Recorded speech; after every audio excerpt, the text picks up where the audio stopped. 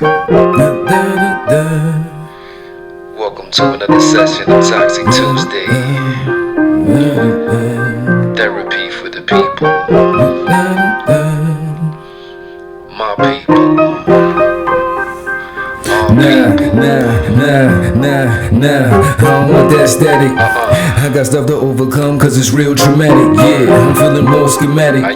Gotta flip my life around like it's acrobatic, right? I kinda like that tactic. Cause where we come from, we can't escape erratic. Nah, shooting ourselves like plastic. Just working on myself and I'm talking about practice. How we good with the baddest?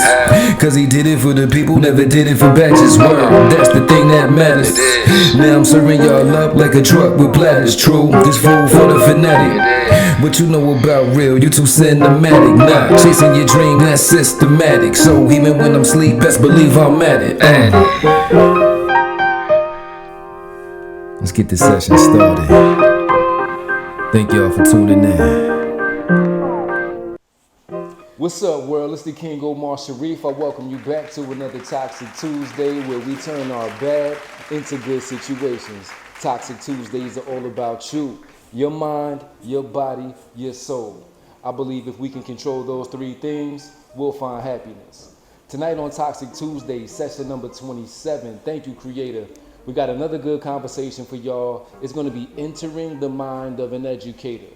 All right, she's going to be talking about her loves, her challenges, and how we as parents can help in the development of our children. And before I bring her out, I got to read off some of these credentials, y'all. I'm so proud of her. She has definitely earned them all. She has her master's degree in teaching and learning. She's a 16-year veteran educator, currently serving as a 5th grade teacher at Langston Hughes Elementary School in East Orange, New Jersey. She is also vice president and grievance chair of East Orange Education Association, Essex County Women Education Committee chair, communications consultant for the New Jersey Education Association, leaders for the Just Schools facilitator for the National Education Association, and I'm not done yet, y'all, and Northeast Regional Director of the NEA Black Caucus. Without further ado, let's put it together and give a warm welcome to Angel Boost. Let's go, yo. Yes, Miss Educator, welcome to the show. Thank you for that warm welcome. Give love. I appreciate that. All right, very good. Like I said, you earned all of those credentials. Thank I'm so you. proud of you.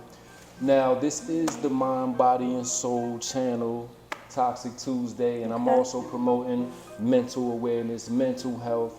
We're also promoting healthy living, a healthy lifestyle. So I always prepare these drinks before my shows, whether it's me alone or if I have a special guest like yourself. So tonight we're going to be drinking some pineapple and dark cherry juice that I made. Hopefully, y'all always see me getting excited back here when I drink them, so hopefully she'll get excited with us.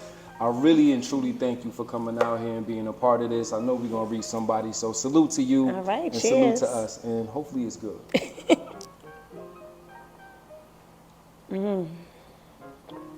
Delicious, y'all. You're not lying, right? Mm-mm. All right. You can't be lying on here. I'm not. Lie. We don't lie on this channel. It's good. All right, so just some benefits of pineapples really quickly. It's good for blood clots. It's good for your immune system. It helps you with cancer and things of that nature. Dark cherries also are very good for stroke prevention. And we just try to put good things together.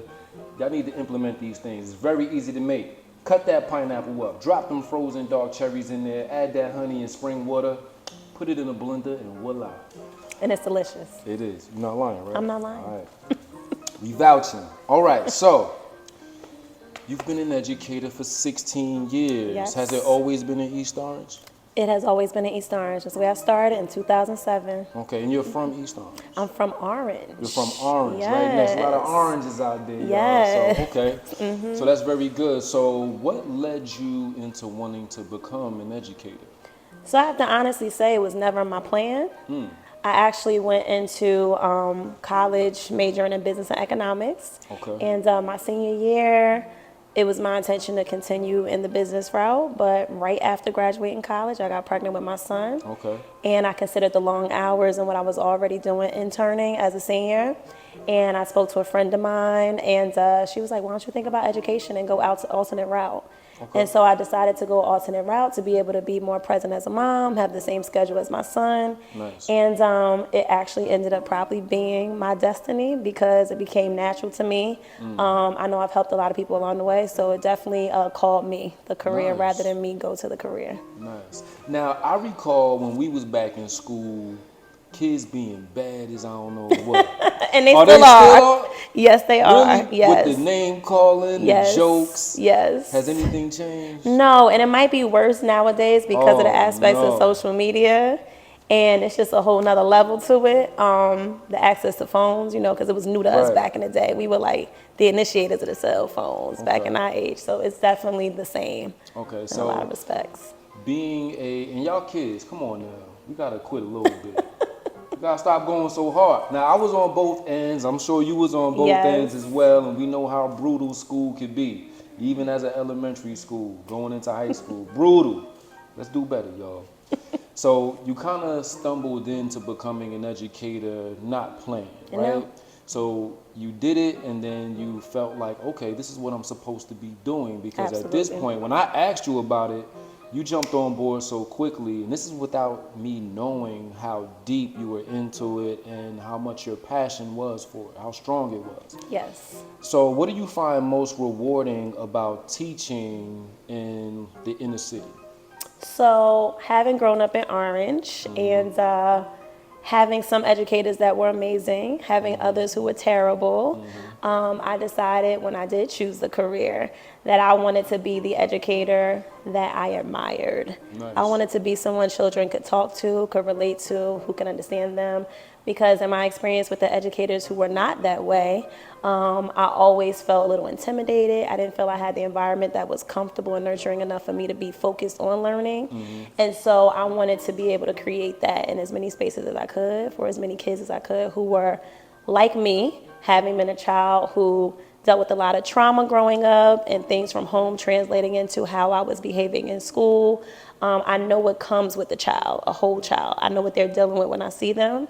I know what kind of environments they're coming from, and I just wanted to be that person who they knew would understand. That's very good that you said that. I remember my teachers, and I probably only had about one out of all my teachers that really stands out to me that is that impactful person. We all You know have what one. I mean? Shout out to you, Miss Register. We still friends on Hey, social Miss media, so Register. if you watching this, salute to you. All right, and she's still in education, That's so what's and it's still looking up. good. I see you out there still looking like it's Go 1990 ahead, Miss something. Register. So how do you make a positive impact in your students' lives, knowing that you have that understanding about their backgrounds because we were them, Right. and we're still in these areas. So Absolutely. So the way that I make an impact, first of all, I always consider who I am and what I went through as a student and the fact that my son is a student. So when I show up thinking, who do I need to be for the inner child that I was and who do I need to be for my kids that I would want someone to be for my son. Nice. And so that's the way I operate. So most times teachers who hear that they get in the bag hit in their class, right? They're like, oh, I don't want to deal with it. Those are my favorite kids. I wasn't have the worst, to but I say. might have been one of the bad ones. I have to say, and I can't shout out their names because Better not. confidentiality and Their all. mama gonna come get you. I mean, they probably my best friends at this point because their mama like, thank you for putting up with them and dealing with them. Right. But to be honest with you, the challenging kids are actually finding a way to be the most loving. And at the end of the year, I see the most growth in them as a whole because I take time to figure out what's really going on with my kids. Nice. So whether you're the high performer or the child who's struggling and acting out, because most of the time the kids who are acting up is because they're struggling with something. It might be an academic struggle, it might be a social struggle, but they're acting out because they want attention for a reason. So most educators ignore that, but for me, I'm like, let me find out what this is.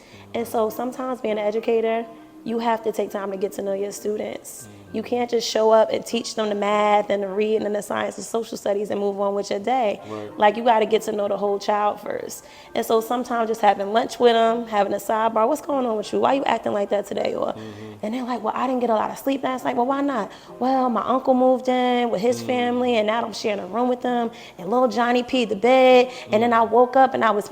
It's so much that they're dealing with coming to school with that they can't focus on learning because they so focused on the fact that they didn't eat or they didn't get sleep. Right. So sometimes when you can offer comfort and knowing I understand that, giving them a little bit of grace and understanding that they may need a little time to adjust in the morning and get themselves regulated. I say sometimes go to the bathroom, throw some water in your face, cry it out, whatever you gotta do, come back when you're ready. But connecting with that child as an individual really helps me connect with them and be a better educator. Now, I wanted to speak on my experience with my son. He's only in first grade, and he picks up things a little slower than some of the other kids, like my daughter. My daughter's like, you know what I mean? Fast learner. So you touched on just a moment ago that the kid or the child might act up because of those deficiencies. Absolutely. And as soon as you said that, I related You to that. had a moment where you because I'm clicked like, oh, that's why. That's probably why little Mars is acting like that. Yeah. You know what I mean? And for the rest of you teachers out there that's listening and hearing this, and you may not tune into that part of teaching, maybe we should jot that down and try to dive into the understanding of what the student and the child is dealing with. So I have another question. What are some of the challenges that you face in East Orange? And for those that don't know, that's a predominantly black area. How do you overcome some of the challenges that you face as an educator? I have to be honest and say, first of all, every educator is just grateful to have a job. You know, in the current situation that we're in the world, having a job is a blessing. Yes. So you go knowing that it comes with challenges. First and foremost, no matter what's going on in education, whether I have politicians making decisions about my health care, my pension, because New Jersey is not fully funded. Okay. Our new governor, Murphy, has actually corrected a lot of what Chris Christie did and actually is working the pension system out for teachers. But you have to realize that teachers are human too. So we come to school with our own traumas and family situations and things. So in dealing with the problems, you have to remember when you're going in there, it's for a purpose. And no matter what you're going through, it's kind of like a mask. When you step through those doors, you got to turn it all off and be there for those babies. You can't take out what you're going through on them, so you have to be fully present. So I can say, regardless of all the traumas and drama and the challenges, the biggest thing is just knowing that our babies get what they need. And I can say in the inner city, a lot of that comes with funding. Of course. Because we're not getting the funds that we need. Exactly. You'd be surprised where you learn, if you look at New Jersey's education budget, that a lot of affluent school districts actually get more funding than some of the school districts that are what we call avid, which is like underfunded or low funding. So I'm happy you said that, because I was like, what does that mean? Right. For the rest of y'all out there like me, what is that? So avid school districts are usually underfunded, low-income communities. So there are situations where more affluent towns get more of the money, and it really doesn't make any sense as to why, but a lot of the funding is tied to performance. Can I say something very quickly about that, Absolutely. about funding that I never understood? And I started thinking about it, you know, in my adulthood. Now, we in the city where you got all of these corporations, all of these businesses, all of these colleges and universities.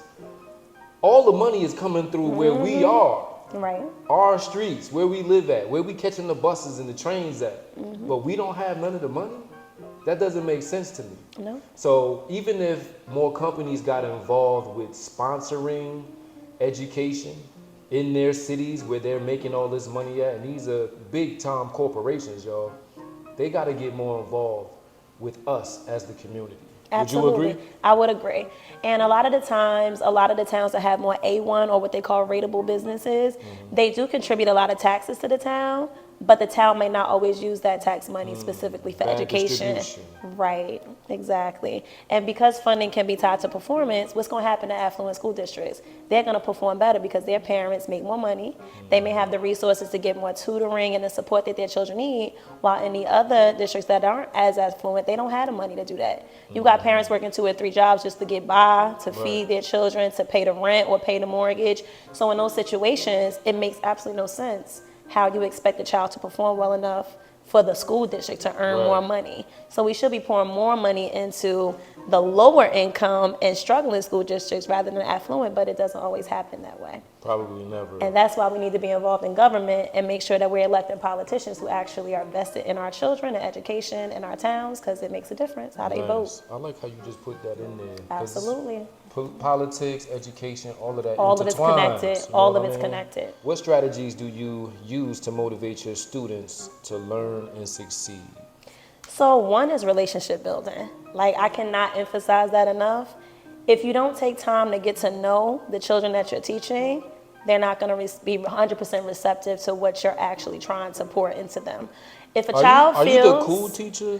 I am the cool teacher. You the one that all the kids am. Hey, Miss Boo. I am. Giving hugs I and actually all that? just held a pizza party for my kids this Friday after being out sick for 4 days. Oh, okay. And I had promised it to them on Monday. still sick? I'm well now. Oh, wow. I'm well. But they were waiting. As soon as I got back, like, are we still having our pizza party? I said, I absolutely. remember what you said. Yeah. Okay. So I'm like, I'm going to give up my lunch today. And again, I do that on my time, that I don't have to be with the kids. And I bring them into my space. I pay for that out of my pocket. Absolutely. And then I still go above and beyond and make sure I get an extra pie or two to give it to my administrator, some of my teachers who look me out, security guards, the people in the cafeteria, because you got to take care of your community if you want to take care of you. So I don't go into education selfishly every day only thinking, what am I getting out of it? So I pour back into my baby so that when I ask them things or I expect things of them and I want them to pay attention or work hard, I'm pouring into you. Now you better do what I asked you to do and help pour back into me, because I want to feel that you're being receptive to what it is I have to do, which is educate you. So now you got to show me your learning. That's beautiful. I had that vibe like you was the cool teacher that I am the everybody cool loves teacher. at school. How do you build strong relationships with students and their families? Now, doing it in the classroom is one aspect of it because you have your own one-on-one relationship with the students. But like you said, a lot of the stuff that's troubling them at school starts at home. So how do you kind of communicate with the families before they get there? And when you notice, okay, he's struggling or she's struggling with this, how can I step in to help? The lines of communication and having very good rapport and the ability to be honest and upfront with your parents and guardians is absolutely essential. For me, one of the things that I do, I have what we call Class Dojo. It's like an online communication system where I can plug in the parents' email addresses and phone numbers, and I can send them a little text through a app if something's going on. Regularly when tests are coming up, school activities, I'm always communicating what's going on. They're very aware. I think sometimes to the point where they're like, you're the only teacher we hear from, and my other kids' teachers, I don't hear from them. But I believe in communication. And when you keep that line of communication open, it's going to be nothing but good for the student. And what I've noticed is that in me sharing so much, when it comes time for me to address issues, it's even easier because now they know me. There's a presence. I've been sending things. I've been sharing things. I'm always leaving the opportunity to get help or ask questions or to contact me open. And some parents will, take that initiative on their own and reach out and get help. I've had parents say, Ms. Booz, this new math, I don't get it. I don't know how to support my kid. I never understood math. Come in here on my lunchtime, my prep, I'll sit and work through some problems with you to show you how you can support your kid, or show you a bunch of online resources you can use to educate yourself on different topics as they present themselves throughout the school year, and that's been really helpful. I always heard comedians say that joke. They be trying to help with the homework. Oh, yeah. Like, this that new math. Yeah. And it's real. It's really real. Like, as an educator, I've had to go back sometimes and be like, wait, let me go back through it myself before I teach it, because it is challenging. So I get it. Like, some parents are not ready for it. Right. And there's so many different formulas and ways to do things and figure it out. Like, when we were younger, it was one way to multiply, one way to divide, right? With the new way of doing math, they're relating everything mathematics to science. What's the science of numbers? And so they show them multiple strategies they can use to get to the same answer. But the caveat is they have to learn all those different strategies and be able to apply them on a test. But ultimately, all we really care about is the fact they know how to multiply and divide. Give me the right answer. That's it. But ultimately on the state tests or other platforms, typically, as long as they can get to the answer, that's all that matters. But our job as educators, remember, all children are different. They don't all learn the same way. Right. Some may learn visually, some learn through hearing, some learn through music, some learn through like visuals. And so you give them all these different methods of learning, and then you let them choose the one that they can best respond to help them. That's actually good because I found that my son responds better to music. So I'll be trying to make up A little rap song, and he's like singing it in his head because it helps him. It's true. And I do that as an educator. Okay. Another good question. So how do you address the achievement gap in the classroom? Because you're talking about how some kids learn faster than others. So how do you make them feel comfortable when you say, answer this question after the smartest kid just answered it and did it pretty much effortlessly? Right. So how about those other kids? How do they feel comfortable doing it? So educators will know this term, but differentiation. So differentiation is basically creating different ways for a child to understand something at different levels. So if I know I have children who are learning things very quickly, I can't keep teaching them basic problems because they're going to get bored with it. And what do bored kids do? They also act up because now they finished and they need to find something to entertain themselves. So my job is to create more challenging problems for them. It may still be multiplication, but now I'm putting in word problem form, or I'm adding more digits to the problem. And the wonderful thing about being in 2023 is we have all these platforms online. Well, I don't even have to do it myself. I can literally go in, pick and choose a few students, assign them some more difficult problems. The students who are struggling, assign them something that's a little bit less difficult. And then my students in the middle, assign them something that might actually be on grade level. So there's all these different platforms that some of our school districts invest in that we can use to differentiate instruction. But the other thing is small group. So many teachers are so focused on teaching in front of the classroom. They think of the students as a whole and feel like, well, when I teach it, everybody should get it. Because I showed y'all all the same way, right? I showed y'all all the steps. Y'all should all get it. But then you walk away and you got half that know it, half that don't know it. So that's when that small group comes into play. Gotcha. So a teacher who's a good educator takes time to do small group every day. So you want to pull groups of students and see where they are with understanding things. You give them some problems and test their knowledge. If they don't get it, you take time and you break it down with them. And then you allow the children to work together as well, peer to peer, and sometimes teach each other. So if I know one kid got it and 5 didn't, I might be able to work with 2, and that strong student can now work with those other 3 students and do peer-to-peer instruction. You created a mini teacher in the class. Yes, but you have to utilize the strength in your students as well, and allowing your students to also be teachers actually sometimes is more relatable for the struggling students because they're willing to listen to their peer because, you know, they like the person or might be their friend, and they might get it from them a little bit faster than they would hearing it from the adult. They're just more open to learning it. So there's all these different strategies and tools that you can use, but that small group instruction and giving them that one-on-one time to see where their strengths and challenges are is really important so you know how to move forward as an educator day to day. Classrooms today can't look like that. Like, you got to let your kids have conversations. You got to let them talk it out. So at home too, y'all. Parents, listen to your children talk at home too. Yes, you do. That's very important. So you get them spaces to work together and help each other. So a good classroom nowadays is actually one where there's a lot of talking and a lot of interaction. And to someone on the outside, it may look like noise or chaos, but you know there's learning happening because they're working with each other through their issues. Beautiful. Is there like a common obstacle that most of the children face? Or is it always different things? Is it like one thing that sticks out the most? I can't say. Honestly, it depends on the child, and every child has different strengths and different weaknesses. One child may be really strong in math, but really weak at reading. Someone may be really strong at reading and get all A's in reading, but they have some issues with numbers. So it all depends. But as an educator, you have to identify what those strengths and challenges are. But one thing I could say that all kids have an issue with sometimes, because they're children, is paying attention and doing the right thing. So classroom management and really knowing how to control behavior plays a major part in creating a learning environment that's safe enough for them to pay attention to learn. All right, so you're talking about having students' attention and them being distracted or bored. So what's your technique or needs for dealing with behavioral issues in the classroom? I'm gonna be honest. I'm that educator who has zero tolerance for like You got a belt in misbehavior. there? You a belt teacher? I don't. Your mother said I could whoop you in here, and I'm I gonna do do it. not. And the people who are over my license, I do not do any of that stuff. Don't take my license Right. away. But what I can say is, I honestly just have to lay down the law in the beginning of the year and let them know that is not acceptable, that's not tolerated, and there are consequences.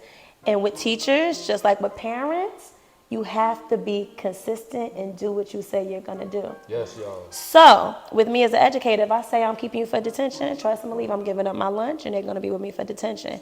If I say I'm calling your parent at the school, trust and believe I'm calling your parent at the school, and they realize, oh, Miss Booz don't just say stuff. Right. She actually does it. So when they realize you're a person who follows through and you're consistent, Right. they tend to not challenge you because they know you mean business. You know there's gonna be some repercussions. Right. And when you take the time when they're misbehaving to actually talk to them and understand why they misbehaved, it is so huge. Because often if a child acts up, and I mean, I've had situations where first week of school, a kid is like in my face and yelling at me like I'm somebody in the street. And I literally look at them like they crazy and be like, you finished? Now sit down and we gonna have a conversation. And I said, I'm not gonna embarrass you in front of your friends, but we gonna have a conversation. And so at lunchtime or whatever, why did you think that was okay? What was going on? Because what we not gonna do is disrespect Ms. Booz in front of people. Like, I understand if you were having a struggle or something was going on, but there's a way we do that, and this is the way we do it. You talk to me. You say, Ms. Booz, I need a break, or Ms. Booz, I need to step out because Ms. Booz is here to help you. I'm not here to harm you, but what you will do is respect me. Definitely. And so when you set a precedent for what you're gonna allow and not allow in your classroom, and the kids know, oh, she don't play. Because you don't want that domino effect. Right, and she's not doing it to chastise me or embarrass me or make me feel bad. She's doing this because she's holding me accountable and she cares and she wants me to do well. So when kids know and feel that, they respond to you differently. And it's a respect that's built over time. And I tell my kids all the time, if you want respect from me, you have to respect me. But if you're going to disrespect me, don't expect to get respect from me back. So this is a give and take. As you were talking, I felt like the kids would probably feel like you respect them. Absolutely. Because you said, I'm not going to embarrass you right now in front of everybody, like some of our aunties and mothers used to do. When they used to just bust open the door. This back in the day, y'all won't do this no more. They used to bust open the door, used to get in front of everybody. You know what I mean? Yeah. That used to be the way they try to tighten you up. And we do Yeah. not promote any of this on this channel. Yeah. Nor does she and her No, I educating don't. I techniques, tell my parents, right? don't do that. Don't embarrass them. No. It is not healthy, and it's not going to help them. It's actually just going to tear them down and make them retreat and go into a shell, and they're not going to tell us what the real issue is or why they're doing what they're doing. So you want to create a safe space, but you also want to listen to your kids, because sometimes just listening, you really figure out what the problem is, even when they're not ready to tell you what the real problem is. And that's teaching them a very special lesson, because you're dealing with 9, 10-year-olds, 11-year-olds. 11. So in life, you need to give respect. That way you can receive it back. Absolutely. So that's also a nice lesson that you're teaching them. as they're Yeah, and I moving teach my along. kids to also advocate for themselves and speak up for themselves. So in situations with other educators where they may have times where they don't feel respected, I'm like, you also don't have to deal with that. So there's a way to do that. But the way to do it is not to scream and be disrespectful. You tell your parents, you get them involved, and you tell the truth about what happened. Because no one should have to be subjected to being in an environment where they feel they're being disrespected. So I also encourage my children to advocate for themselves when they don't feel someone is respecting them, because adults are not always right. Right, definitely. Nobody is. Nobody's perfect, y'all. No. Also, so we spoke earlier about what the state doesn't normally provide for our inner city schools, right? Yes. Lack of resources. Outside of that, what other lack of resources do you feel like you experience? So, and it's not always their fault, but parental support is a huge thing. And I'm going to emphasize this with my parents, because I know we're all dealing with different challenges, whether you're a single parent, if you're a parent who's working 2 and 3 jobs, if you're a parent who has multiple children, we still have to make time for our children. So yes, you might be spread thin, you might be stressed, you might be tired.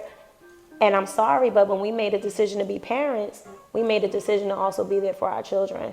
So if you have to sit down with your 5 kids at the table and they all open a book and everybody read a paragraph aloud, and that's what you have to do to check in with your children and make sure they're able to read or correct a challenge they're having with their reading, we have to do that. So that parental involvement with education, I think, is starting to lack more and more because of the access to cell phones, the access to social media, the TV. Like, our kids are too oversaturated with outside factors. Too much access. That education is like the last thing they're worried about when they get home. Right. So they're not putting as much into learning. And because parents got their own stuff going on, they're not taking time either to check in with what their kids are learning. They're like, oh, they good. They in the room watching TV on their phone, whatever, but they're not worried about the education. We have to make time to make sure our kids are progressing. And parents are the first teachers. Yes. So when they're young, and I mean as young as one or even as young as they start crawling, put blocks and things in front of them. Let them touch things and count things, work on their coordination, identify with numbers, have them start reading words, put little signs all around your home, couch, chair, TV, have them start saying things, point out letters. What letter is this? T, that's the S. Because all that starts to build language. And kids can't learn anything without knowing how to read. You can't do math, science, or any of the other subjects without having a very good foundation in reading. But it starts at home. Right. And we can't keep letting these iPads and TV raise our kids. Got to make the time. So that's one with the parents, right? Hold on. We spoke on that before when we was talking about how everything is designed for people to be away from home. Absolutely. The kids are in school just as long as we at work in most cases. And by the time everybody gets home from work and school, you only got really a couple of hours with each other, which most of us don't spend with each other. Like you just said, they're in the room, you tired as the mom or dad, you relaxing, you making dinner. Like, it's so many different things that happens within those 2 hours, getting them ready for the next day, taking baths and showers for the little ones. There's not really too much time for us to engage. So we almost have to make it a point. Just like she said, put down couch and TV and all these different signs around the house. We got to put something in our notepads or somewhere to remind ourselves, let me put a little bit more time in with my child. I think that's one of the most important things that we have as a gift from the Creator is our time. It isn't the money. It isn't any of those other things that you can buy and give to your child. The most valuable thing we have to offer our children and each other is time to show how much we love them. Yeah, because they want you. Yep. They want your investment. They want you to talk to them. They want to know you care, and that comes with the time. Okay, I didn't mean to jump off. No, absolutely Parents important. was your first one, but I felt like I had to dive into that. No, I'm glad you did. All live with that. I'm glad you did. Did you have another point? Yeah, or? so outside of the parents and parental involvement sometimes being a challenge, one of the other major challenges is just this pressure from outside on students.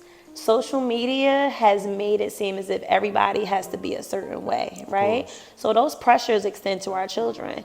People don't think that 8 and 9-year-olds are being impacted, but yeah, they see what they feel the standard of beauty is. So if you got a little girl that's a little chunkier than the ones that are on the social media platform getting all the likes and who they see as the emulation of beauty, they feel some type of way about their confidence, and so that starts to break the child down at a very early age. So all of the influences of social media, kids being nasty to each other, it happens in schools every day. And if you don't have a child who's brave enough to share with you and talk to you about what's going on in their day-to-day, you have to. You got to probe and really create a safe space for your child to talk to you, because they're dealing with a lot of pressures every day that really impact their ability to focus on learning. So we got to make sure that we know what's going on with our kids and then equip them with how to deal with that stuff when it happens too. Right. To know I'm beautiful no matter what somebody else says. Or like one of my friends was saying last night, you got to have your kids have at least 2 or 3 good mom or dad jokes in their backpack to be able to use, because you got to be able to come back at them. Yeah, you can't just be sitting there ready to take all of the abuse. Crack jokes back on them. Right. When they say something, say your mama. I'm sorry. That's me. I shouldn't say that. Don't say my mama. But the point is, kids have to learn to also be able to take it and dish it. Like, it builds up toughness, right? And their ability to, their confidence too, to understand the world is going to come with challenges. So start having them learn how to deal and cope with those challenges in school, because unfortunately, that's the reason why you got so many kids committing suicide and doing things like that now, because they don't know how to deal with challenges. And the social pressure of this world making them feel like it's better to not be here than to deal with everything that they have to deal with. Well said. So being where we're from, we deal with things that maybe schools or kids in the suburbs may not have to deal with. So how do you address or deal with trauma and violence in your students' lives? And so a lot of our schools, especially high schools, have metal detectors and things of that nature because of the environments we come from. So Right. what are those conversations like, if you have them at all? So I'm the type of educator where when things are in the media and they're impacting students, or I can see that they have impacted students, I create a safe space for us to talk about that. Because kids have to be able to talk things out, right? So if they're, for instance, the school shootings that have been happening around the country, when they happen, have you guys heard about it? How did that make you feel? And they're honest, Miss Booz, I was scared to come to school this morning because I thought, and I'm like, well, you know it's safe, right? If things happen, that's why we do the drills and we have protocols. So just letting them know, like, this is a space where we could talk it out. George Floyd happened. Although we were virtual, and at the time we couldn't be in person, as an educator, I couldn't just keep teaching and not have a conversation about how that impacted my babies, Right. because they're dealing with that trauma too. My black and brown baby saw somebody that looked like their uncle, their daddy, their grandfather get murdered on national TV. We think that they could just go on with their life too? No, we gotta talk about it. How'd that make you feel? I'm scared for my daddy, I'm scared for my uncle, my brother, my grandfather. All right, but you know there's ways, you know, the police are there really to protect us, and yes, there are some bad police and they do bad things, but the majority of them are actually there to help us. Right. So don't feel like you can't call and get their help when you need to, or there's a way to advocate and get help outside of the police too. Call other family members to get involved or whatever it may be, but allowing them a space to talk it out and talk it through, letting them know, like, you don't have to keep all that inside, because that's what creates a breakdown when you can't get things out. And we don't want our babies breaking down. Not at all. Yeah, so they got to have that space to talk it out. And that's where a lot of those mental health issues begin to develop. Yeah. And as parents, we're not even thinking that they dealing with this type of stuff. You know what I mean? Because they are babies. They like playing games and hide and seek and whatever else. But everything that we deal with as adults, they're impacted as well. Oh, and y'all babies out here dating. I'm going to just tell y'all that. So don't think your 5th graders, your 4th graders, your 3rd and 2nd graders don't have girlfriends and boyfriends, because they do. That's ridiculous. It's a whole big thing, let me tell you. So they be heartbroken, talking about this one broke up with me, or she going with this one now, and this one don't want to be with me no more. It's real. Wow. So talk to your children about relationships and what's appropriate, and have that birds and the bees talk early, because it's happening faster and faster, and it's real out here, and they're sometimes getting involved in things they're not really ready for. So we need to check in and make sure we know what's going on with our kids. Take those phones, check those chats, check those apps. There's a lot of stuff happening there that you may not be aware of. And I don't want to go too deep into this. Maybe we can save this for another conversation. But I'm always asking my children, they just 6 and 7, they little. But I'm always asking them, anybody touch you? Anybody do anything to you? You know nobody's supposed to touch you down there. I'm constantly reminding them, like, okay, if this was to ever happen, this is wrong. And I'm going to go tell daddy, I'm going to go tell mommy, I'm going to go tell the principal, the teacher, or somebody that this is taking place. Right. We don't, like you said, you can't have none of that stuff bottled up, because they're just going to carry it and carry it and carry it and be Right. more and more traumatized each birthday that passes by. And parents, the reality is, people who usually touch our children are people they're familiar with. It's people they trust, people they didn't expect to. It's a family member, it's a friend of the family, it's somebody that they entrusted. And so sometimes they're scared to tell, because they're like, well, is this going to impact the relationship with the family or something like that? So we got to have those conversations very early on about how they can talk to us about it. My son is 17 now, and I still sometimes ask, he's like, Mom, we've been doing this since I was like 2. Like, you can stop Right. asking me. I'm like, no, because you never get too old. Like, things still happen in Right. spaces in high schools where people violate, you know, people, girls or boys. It's not just one way. It's not always girls. Boys can be subject to that trauma too. So This is happening at we got to colleges. check it out. Like, Exactly. I don't want to say schools and stuff, but It's big real. scandals with, Yes, you know what I mean, with grown exactly. men, grown athletes, Right. 300 pounds. And we got to Like, stop thinking our boys aren't dealing with trauma as well, because Right. then they feel like they can't be emotional enough to suppress that they're going through something, or something happens to them, because people make them feel like, well, you're not a man if you let that violation happen to you. When you're a boy, you can't control when a grown man is taking advantage of you, or a grown woman is taking advantage of you as a young man. So they're subjected to it as well. Very nice to say. How do you work with parents and families who may face their own challenges? So is it something like, do you have sit downs? Is it phone calls? Is it just All of the emailing? above. So what I'll say is, I've had parents sometimes literally have breakdowns on phone calls with me, and Ms. Booz, I don't know what to do. I'm overwhelmed. He's not listening, or she's not listening, or I don't know what to do. And as a part of the school system, we have counselors, and they're there for that reason. When parents are overwhelmed, we can actually connect them with a lot of outside resources. They can sometimes get free counselors to come to their home, or we can start doing counseling services and pull-outs even within the school with the counselors to get the children some help. Because sometimes they may not want to talk to their parents, but they want to talk to somebody else about what might be going on with them that's causing certain behaviors. But yeah, I sometimes get parents who are dealing with behavior issues and we get them support. Sometimes they're dealing with being a single parent and they have another parent, a dad or a mom, who's absent and that's impacting the child. So we can give them resources on how to deal with that. Sometimes there's legal situations where parents who are in legal situations try to use the school and get us involved in their drama. So they're coming to the school trying to pick the child up, but there's a restraining order and they're not supposed to pick the kid up. Sometimes parents break down, literally like, I can't believe this is happening. I'm so embarrassed. I don't know what to do. But schools and the educators there are actually there to help equip families with the tools they need to get through a lot of their challenges. So don't be afraid. Don't feel like you're alone. Seek those resources out through your classroom teachers of your children, through the principals, through the counselors, because there's funding for all of this. And even if you can't afford it out of pocket, the school system has those resources there for you to utilize. So many of the things that you've said today are part of some of my concerns as a parent and has kids in school. And also being a co-parent, because me and their mom aren't together, you said something that makes me feel like, okay, I need to make sure that we speak about these things as well, because Yes. I'm sure that it affects them in some way, even though she and I may not be thinking about it all the time, even though I'm kind of always addressing Yeah. it. We'll say that for another Toxic Tuesday. It's part of the reason why I made this channel, but we'll save that. But, I just want to make sure that I can be involved as much as I can because I'm not physically there Right. every day. Absolutely. And I'm sure so many of the students Are dealing with that same thing. have that Yeah, experience. I'm a parent who's dealing with that. I'm not with my son's dad, and it has created an impact on my son. I think we realized around age 3, as we were going through a lot back and forth and not being able to agree about time with him and things like that. Everybody has We this. all deal with it. So as an educator and a parent who is going through this, I'll tell you one of the best things you can do for your child is get them a therapist. Have them in counseling, because I did it for my son. He did therapy for 2 years when his dad and I were transitioning between having joint custody. And it was probably the best thing that I could have done for him. And it was advice given to me from a friend who had someone go through that before me, where they put their child through therapy to help with the transition between them ending a marriage. And kids are holding on to a lot.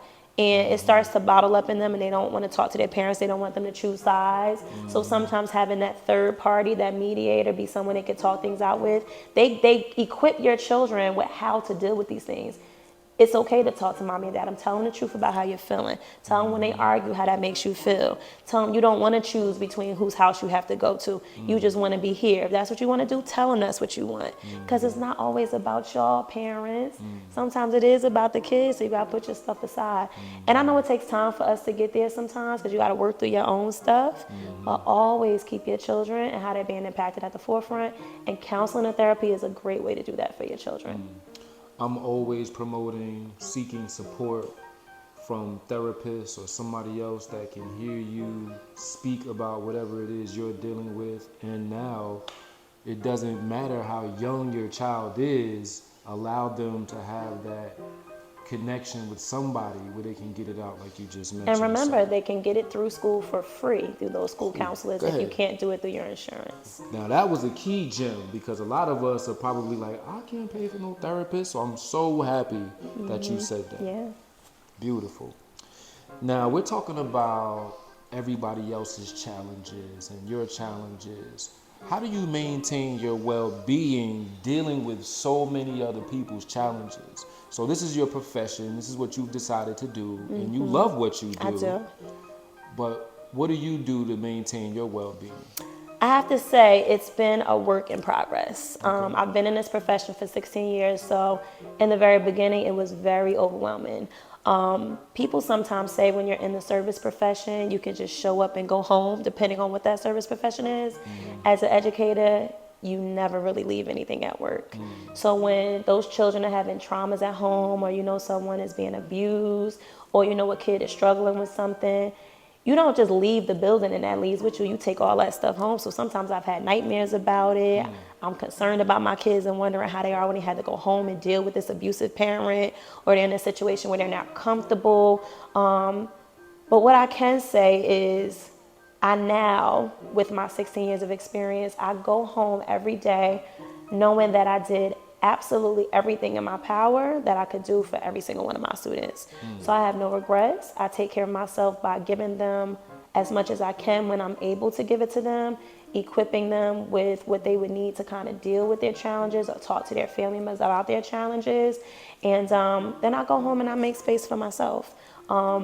Some teachers take calls from parents all day and all night. I'm sorry, I'm not one of those teachers. Fully drenched nonstop. I deserve time too. I have to be able to decompress. So when I Self-care. leave out of the school at 3:10, I'm not checking my emails for school. I'm not answering parent calls. I'm not on that app looking at text messages.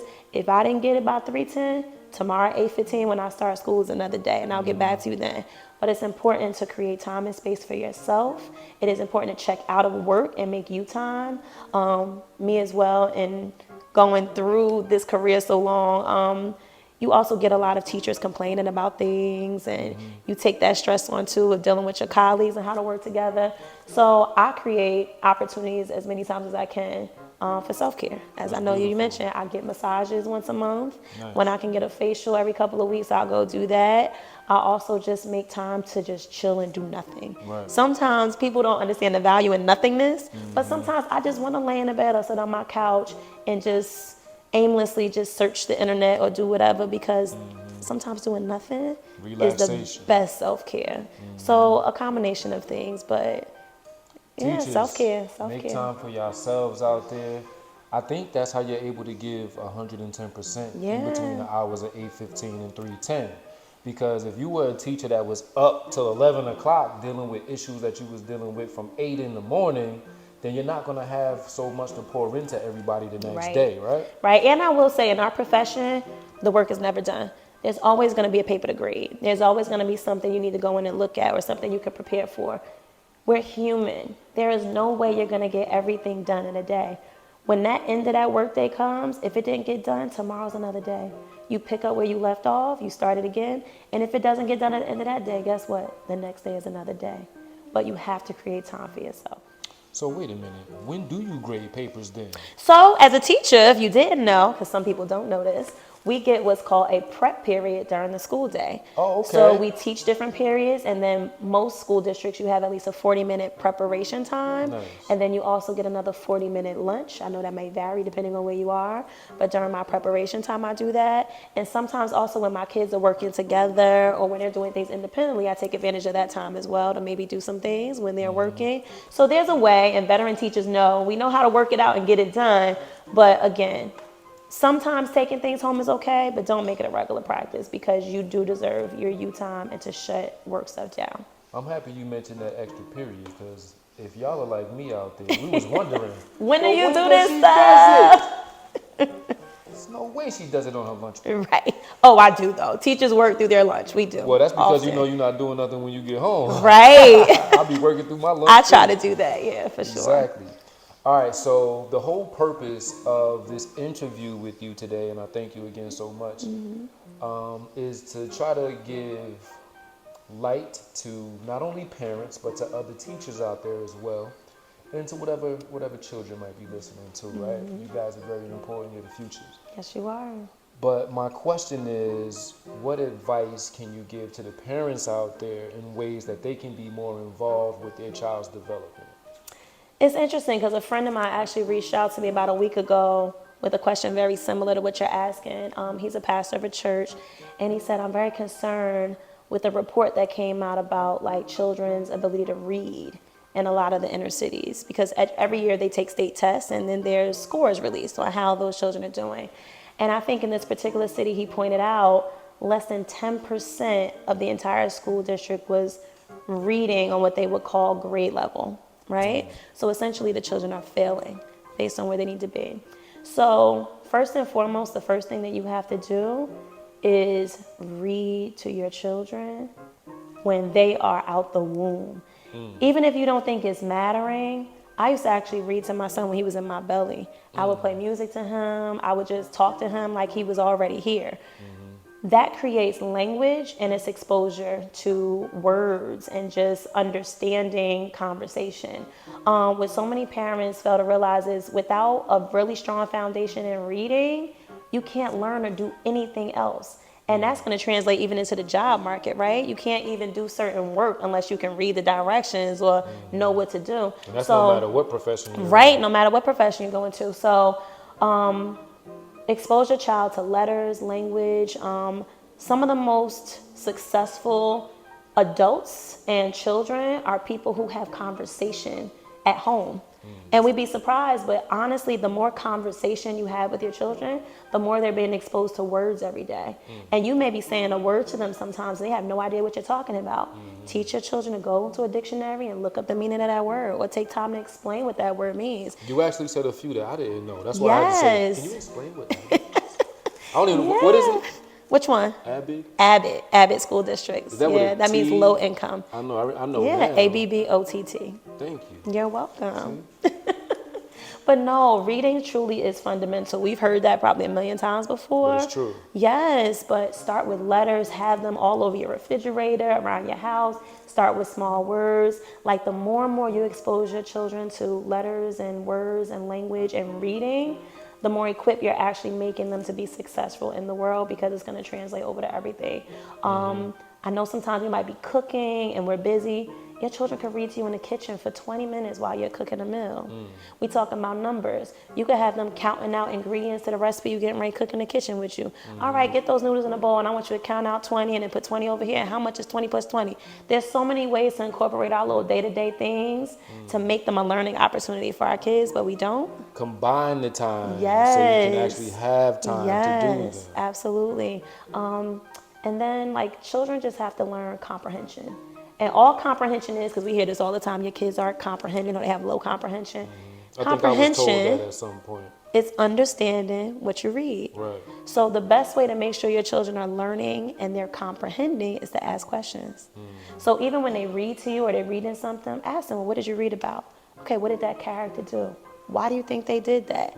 Because it starts to make them have to now think about what they read and formulate a question that is based on the facts of what they've read. And the more we do that, the better our kids are at understanding and also being able to have conversations. Because even conversation is being lost and texting too much and being social able to media. communicate. Yes. You know what I mean? Clearly. Right. So that when you're saying something to somebody, they understand what you're trying to say. That's all practice. That's all it is. So reading. And there's so many resources that I could give, but there's a plethora of them. Google them, find them. But infants can be exposed to letters. There are infants out here actually beginning to read as they begin to talk. So the more time you put into what you want your kids to know, the better they'll be at knowing it. Better outcomes. That's Absolutely. what it's all about.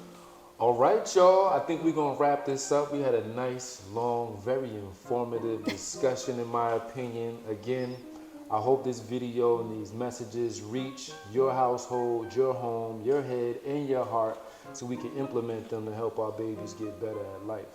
And that's really what we're doing. There's so many different things that she touched on as far as communicating, comprehending, and just different things like that that will help them tremendously throughout the rest of their lives. So, Miss Booz, Yes. I want to thank you. Let's have one more little sip of this. All right. To a great video. And Cheers. I thank you again for coming. We're going to catch y'all next week. Oh, wait a minute.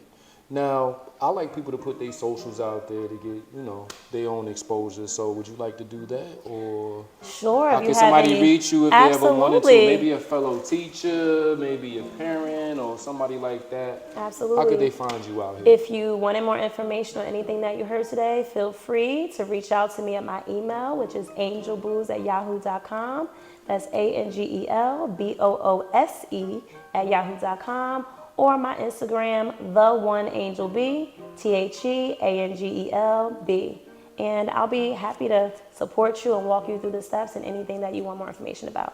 But only between 8:15 and 3:10, y'all. That's Stop playing with it. us. No weekends. All right, I thank you, Cheers. sister. Appreciate you. Thank you.